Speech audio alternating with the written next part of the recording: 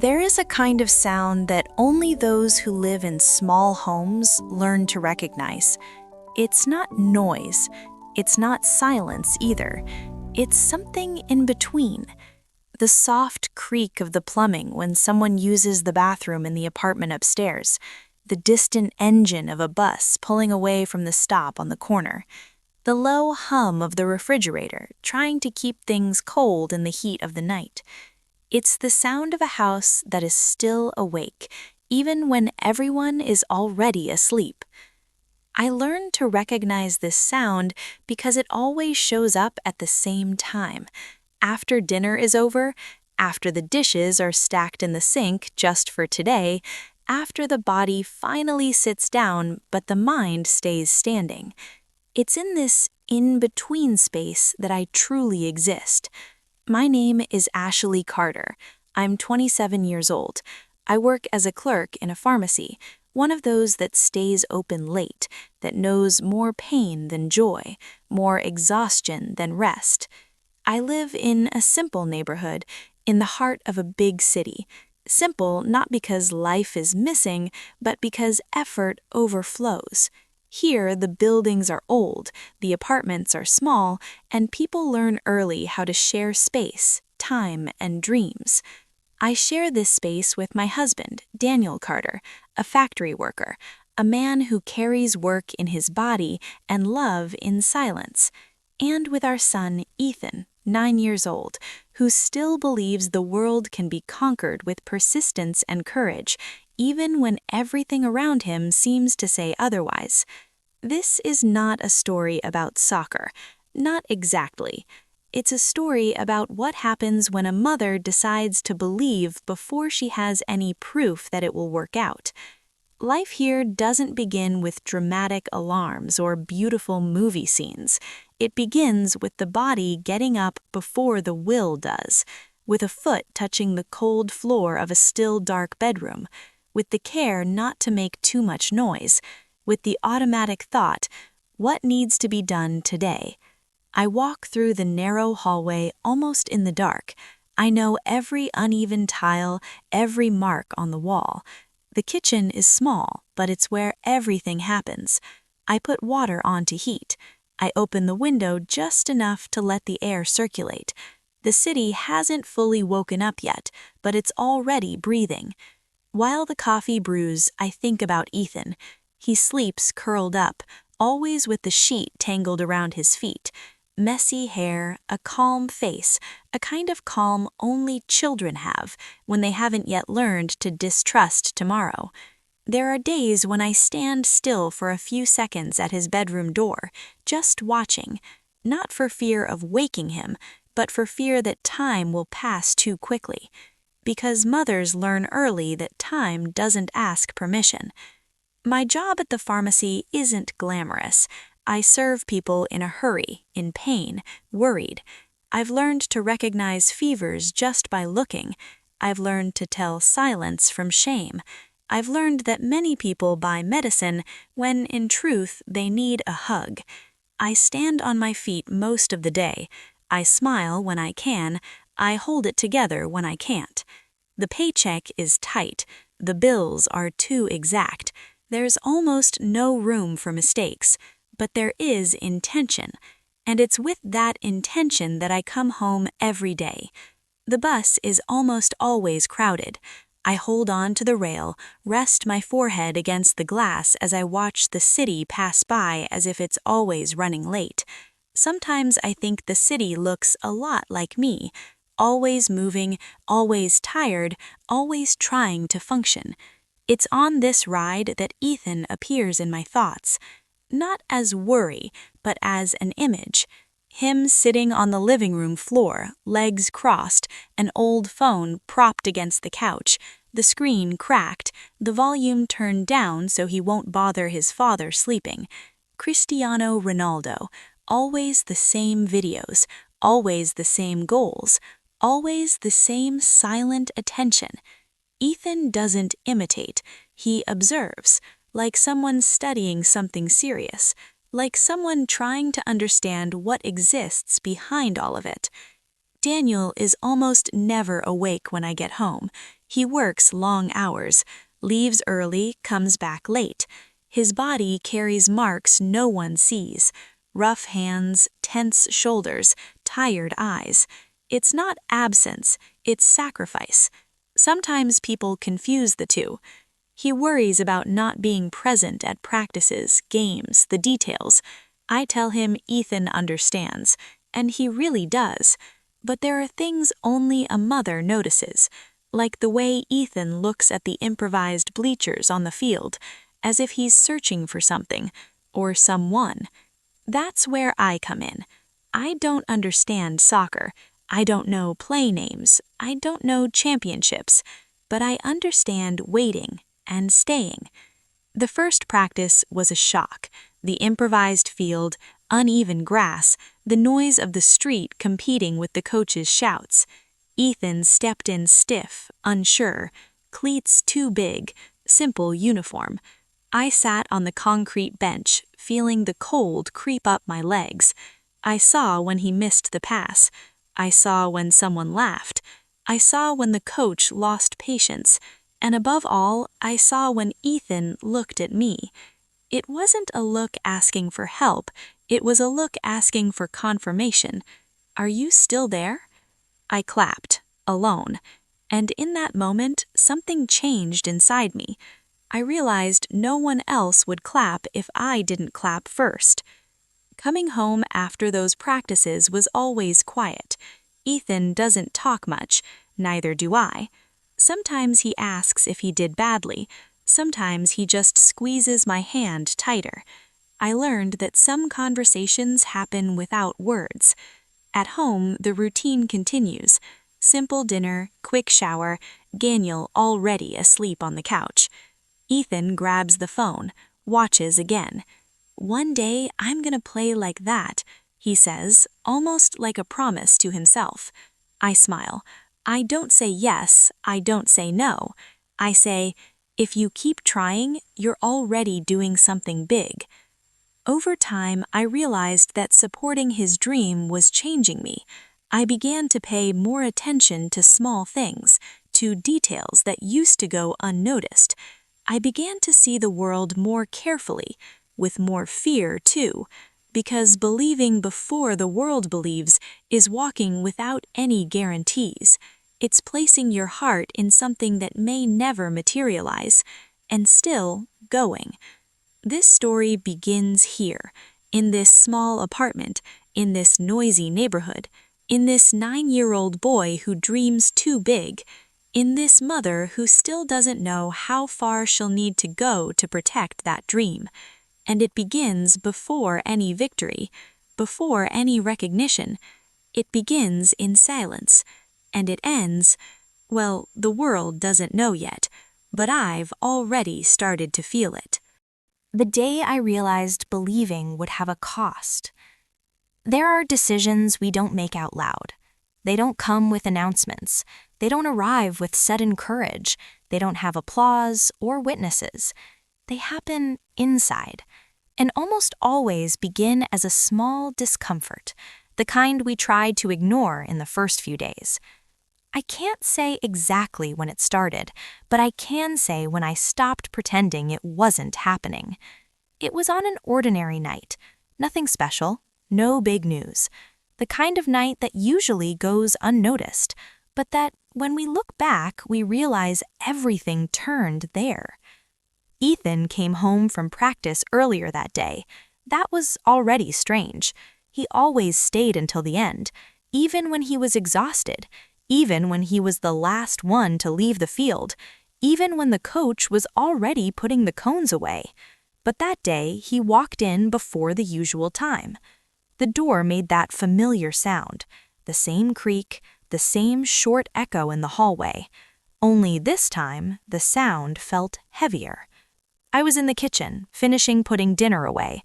I heard his steps, slower, dragging. I didn't hear the backpack drop like always.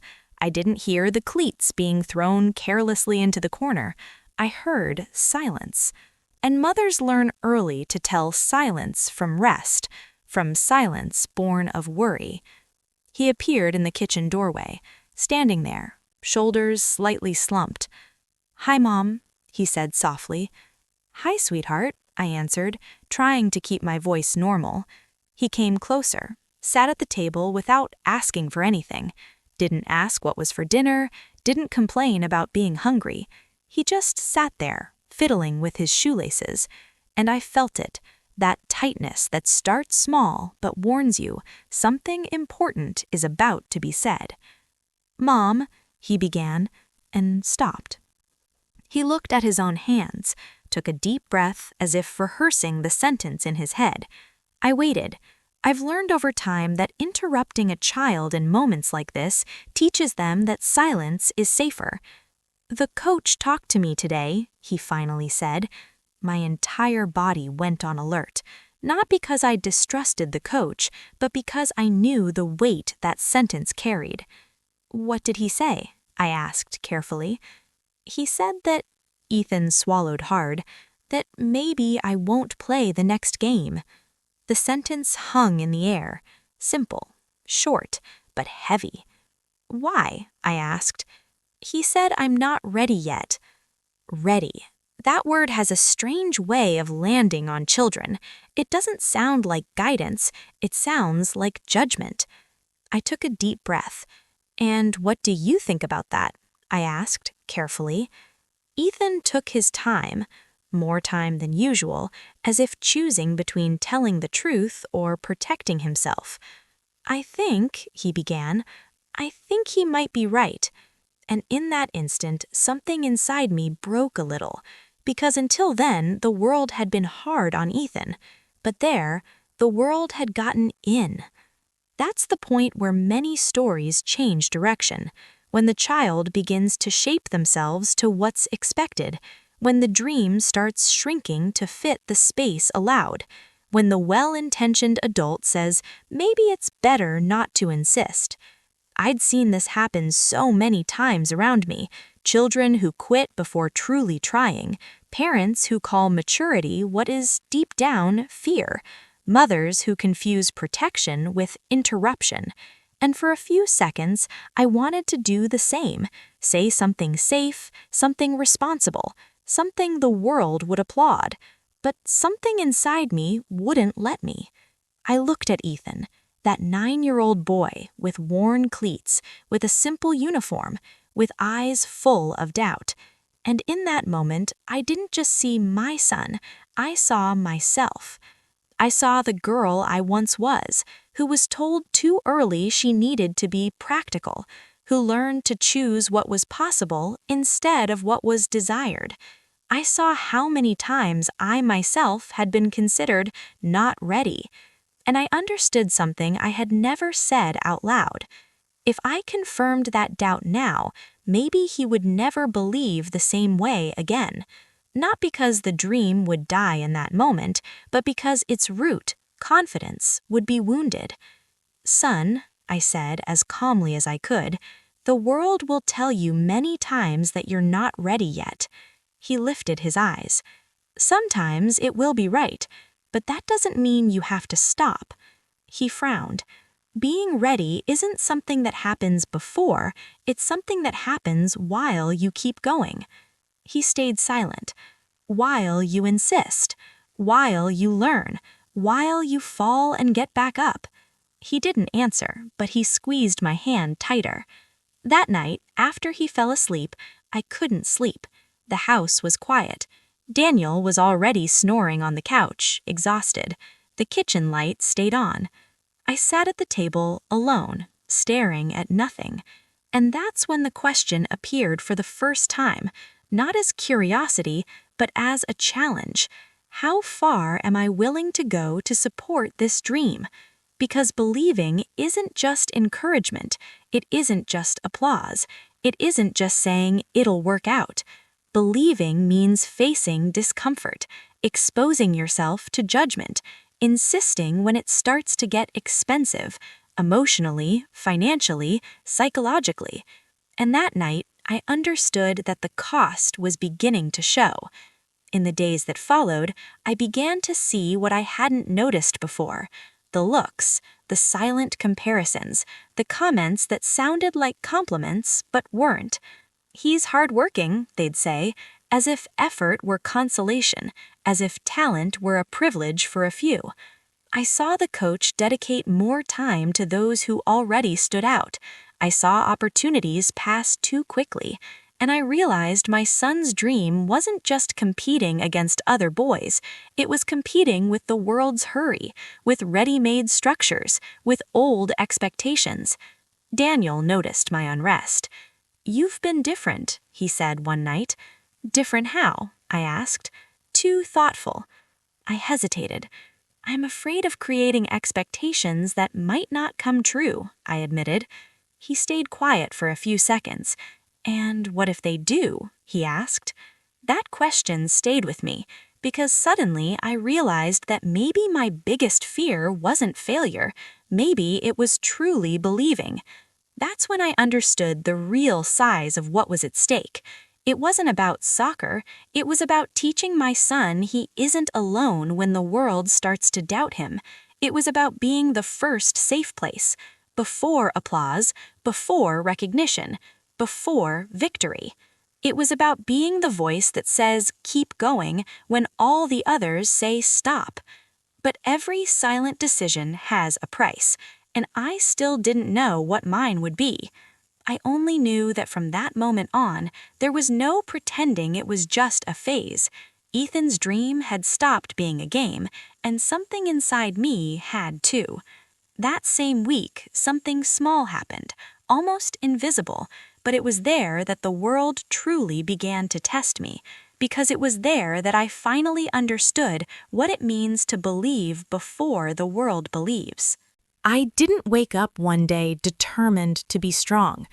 That's a beautiful idea we usually tell afterward, when everything has already passed. But the truth is that no one wakes up ready to sustain a dream that doesn't yet exist. We wake up tired. We wake up with doubt. We wake up trying to understand whether it's worth insisting a little longer. That's how it was for me. After that conversation with Ethan, something changed, but not in a dramatic way. It changed quietly, almost imperceptibly, the way the most important things usually change. I kept going to work. I kept taking crowded buses. I kept doing the math at the end of the month. But I started to observe everything with different eyes, as if suddenly I had understood that believing is not a feeling, it's a stance. At the following practices, I started arriving earlier, not because the schedule had changed, but because I needed time to prepare my heart. Sitting on that concrete bench was no longer just watching, it was sustaining presence. I watched Ethan step onto the field, the way he positioned himself, how he took a deep breath before starting. I noticed the extra effort, the attempt to make fewer mistakes, the desire not to disappoint. And that hurt, because no child should carry that weight alone. But the world doesn't wait for children to be ready, it simply demands. I began to notice how the environment shapes dreams. Some boys arrived wearing brand new cleats, full uniforms, confident parents on the sidelines. Others, like Ethan, arrived with what they had, and that creates a difference no one admits, but everyone feels. The world likes to say everything is merit, but it rarely talks about starting points. I started to see this with too much clarity, and along with that clarity came an uncomfortable question. Is believing enough when the world is playing against you? There was one specific practice that stayed with me, not because Ethan did something extraordinary, but because he failed. He missed a simple pass, then another, then he fell. The coach sighed loudly. Some boys rolled their eyes. I saw Ethan stop for a second. I saw his body hesitate, and I saw the look. It wasn't toward the coach, it wasn't toward his teammates, it was toward me. In that moment, I understood something with almost painful clarity. I had become his emotional point of reference. If I faltered there, the world would win. I stood up from the bench. I didn't shout, I didn't complain, I didn't make a scene. I just clapped, slowly, firmly, present. Ethan took a deep breath and kept going. On the way home, he didn't say much, but before going to sleep, he said, "Thank you for staying, Mom. Not for taking me, not for paying for it, not for encouraging me, for staying." That's when I understood that believing is staying when everything invites you to leave. Little by little, this stance began to spill into other areas of my life. At work, I started to notice how I myself had learned to lower expectations, to not ask for too much, to not expect recognition. How many times had I accepted being the hard-working one instead of the capable one?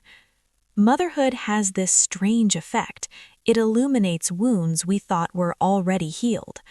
I began to revisit my own interrupted stories, not with sadness, but with understanding. And that gave me even more clarity about what I wanted to teach Ethan. Not that he would be the best, not that he would win, but that his worth does not depend on the world's immediate validation. Daniel also began to notice the change. "You seem steadier," he said one night. Steadier how? Like someone who has decided something important. I didn't know how to answer at the time, because in truth, I hadn't still decided. I was choosing every day. And that is the hardest part of believing. There is no final decision. There's daily repetition.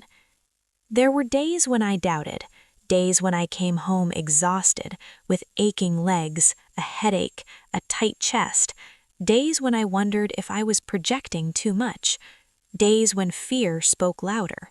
But curiously, on those days, it was Ethan who reminded me of the path. "Practice tomorrow, Mom," he would say with a quiet shine in his eyes. Not exaggerated excitement, not illusion, commitment. And that unraveled me. I began to understand that believing before the world believes does not mean denying reality. It means looking at reality and still choosing not to limit the future. It means saying, "I see the difficulties, but they are not everything." It means teaching a child to walk without guarantees, but with a solid emotional foundation. Over time, other mothers began to approach. Short conversations, knowing looks. "You're always here," one of them commented. "Always," I replied. And I realized that in some way, my stance also gave permission for others to stay. Belief is contagious, but it is also lonely, because not everyone is ready to sustain something that hasn't started paying off yet. Ethan began to make fewer mistakes, not because he became the best, but because he began to trust himself more. The body follows when the heart feels safe, and that taught me something I had never read in any book. No child flourishes under constant doubt. They flourish under presence. Even so, the world didn't change. The coach remained impatient, opportunities remained scarce, comments kept coming. But something had changed at home. Ethan started sleeping better, talking more, making mistakes without shrinking as much. And I began to understand my role more clearly. I wasn't shaping a player. I was shaping a boy who knows someone believed in him from the beginning. And that changes everything. It changes how he gets up after a fall. It changes how he listens to criticism. It changes the way he looks at the future, even if the world still doubts. But believing like this comes with a cost, and I still hadn't paid mine, because the world always finds a way to test those who persist, and that test was closer than I imagined. I remember the question exactly, not because someone asked it out loud, but because it echoed inside me for days on end. How far am I willing to go to sustain this dream? At first, the question seemed abstract, almost philosophical. like those reflections we have before sleep and think we'll never really have to answer. But the world doesn't like unanswered questions. It demands answers, and it demands them when we least expect it. It all started with a simple notice, a crumpled piece of paper inside Ethan's backpack. He came home that day with the same care as always, took off his cleats, put his backpack in the corner, but he took a long time to hand me the paper. He walked around the house, drank some water, sat down, stood up, until finally he handed me the paper in silence. "What is this, son?" I asked. "It's from the team," he answered without looking at me. I opened it. It was a short notice, direct, without emotion. The team would go through a reorganization, new schedules, new methodology, and to continue, it would be necessary to pay a higher monthly fee. It wasn't an absurd amount for those who have margin, but for us, it was heavy. I reread the paper more than once, not because I didn't understand it, but because I was already doing the math, mental math. Invisible calculations, the kind that never show up on paper. "Do we need this?" Ethan asked softly. That question wasn't about money, it was about worth. That night, Daniel and I talked after Ethan fell asleep, sitting at the kitchen table, the same light on, the same occupied silence. "This is heavy," Daniel said, looking at the paper. "I know," I replied. "We can manage, but it will be tighter," I agreed. "And what if it's just a phase?" he asked carefully. That sentence landed like a silent punch, not because it was cruel, but because it was honest. "And what if it's not?" I asked back. He sighed. "I'm afraid you'll get hurt," he said, afraid of hurting him too. I understood. Daniel's fear was different from mine. He was afraid of later. I was afraid of now. Afraid of teaching our son that his dream has an invisible limit. That night, I almost said no. Almost. I almost chose the safest path. I almost chose to protect everyone from frustration. But then I remembered the concrete bench, Ethan's look in the middle of practice, the way he held my hand when he doubted, and I realized something with painful clarity. If I backed away now, it wouldn't be for lack of love, it would be out of fear. And fear also teaches. It teaches you to shrink, to not insist, to not take up space. I didn't want to teach that. The next day, before going to work, I sat down with Ethan. I didn't give a speech. I didn't create expectations. "It's going to be a little tight, but we'll figure it out." He looked at me as if I had said something huge. "Really?" "Really." He smiled.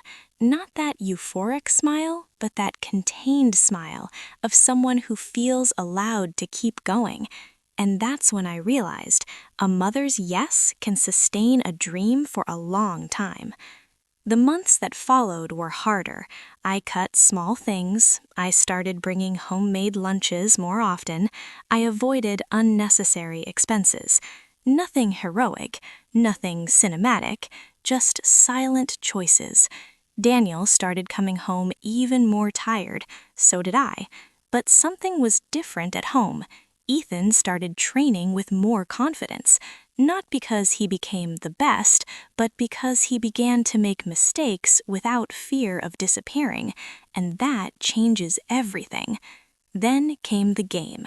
Not the most important of the championship, not the decisive one, but the first one in which Ethan would be a starter. I found out before he did. The coach pulled me aside after practice. "He's improved," he said, dryly. "He can play." There was no praise, there was no emotion, but I felt the ground give way beneath me. I got home and told Ethan. He stayed silent for a few seconds. "Really?" he asked. "Really?" He took a deep breath. "Okay," he said, as if accepting a responsibility. That night, he barely slept. Neither did I. Game day dawned ordinary. The same street noise, the same simple coffee, the same routine, but inside me, everything was different. At the field, I sat on the same bench as always. Ethan went in, missed at the beginning, got it right later, fell, got up. He didn't score, he wasn't the standout, but he played fully.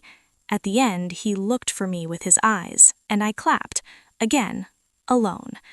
On the way home, he said, "Mom, I didn't do badly, right?" "No," I replied. "You were you."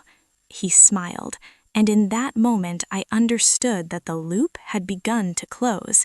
The question was no longer how far I would go. I had already gone. But the world still had one more test, because believing before the world believes is never recognized right away. Sometimes it's never recognized, but it forms something invisible, and that is what matters.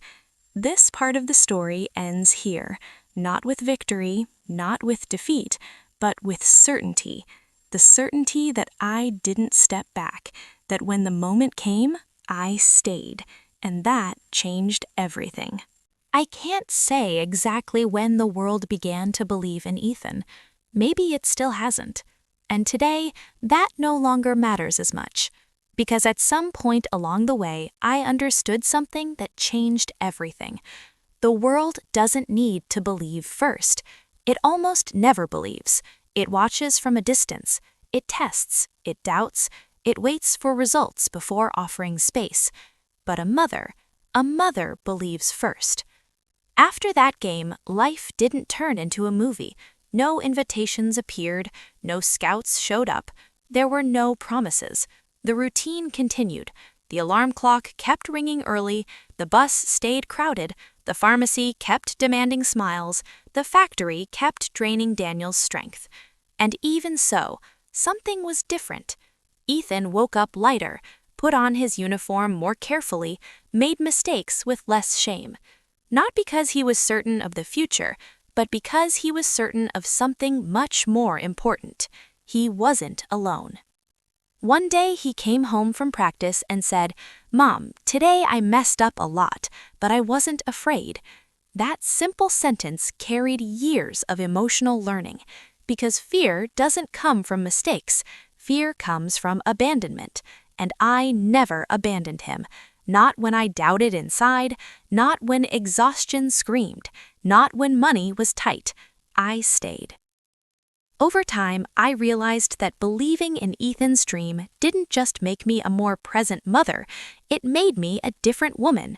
I started taking up more space, defending more, backing down less. I began to understand that my story didn't have to be small just because the world is harsh, that dignity isn't in the outcome, but in the journey, that loving is an active verb.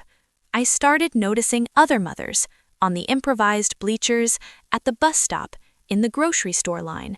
Tired mothers, silent mothers, mothers full of dreams that didn't fit inside them, but now fit inside their children. And I realized something beautiful and sad at the same time. We all carry the same fear.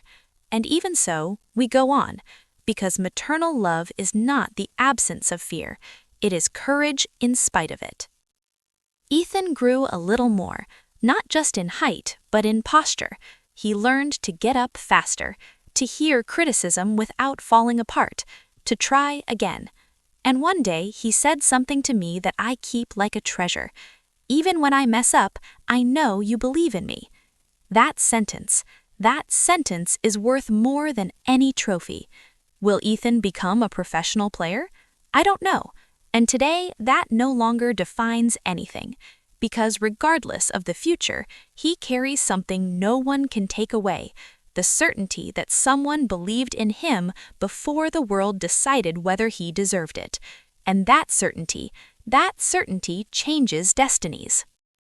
If you listening to me now are a mother, you might recognize this feeling, this quiet love, this invisible strength, this constant fear of getting it wrong while trying to do it right. Maybe your child dreams of something the world doesn't yet understand. Maybe you're tired. Maybe you're doubting yourself. I just want to tell you one thing. Your love is already the first applause of your child's story. Even if no one sees it, even if no one recognizes it, even if the ending is different from what you imagine, because mothers don't just raise winners, they raise whole people. And that crosses cultures, languages, countries, and generations. A mother's love doesn't need translation. It's understood in the look, in presence, in staying. Today, when I watch Ethan sleep, I think less about the future. I think more about now, about the boy learning to trust, about the man being built little by little, about the path we walk together. And I smile, because in the end, the world may take a long time to believe, but I never did. When a mother believes first, she teaches her child never to give up on themselves. If this story touched you, if it made you think of your mother or the mother you are, subscribe to the channel for more real, human, and profound stories about love, courage, and hope. Here, we believe, even before the world believes.